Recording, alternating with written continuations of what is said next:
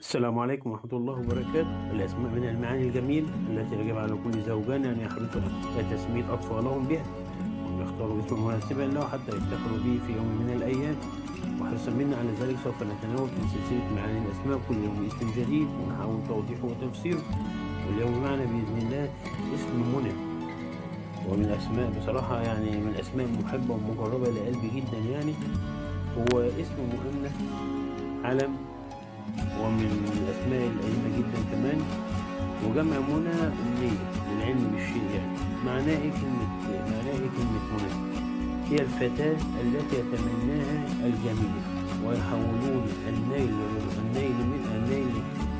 لكسب رضاها والفوز به، أي الحلم والطموح مع بعض. طيب ده معناه في اللغة. طب معناه إيه في القرآن؟ هو الشيء المقدر لك من الله، هو الشيء المقدر لك من الله.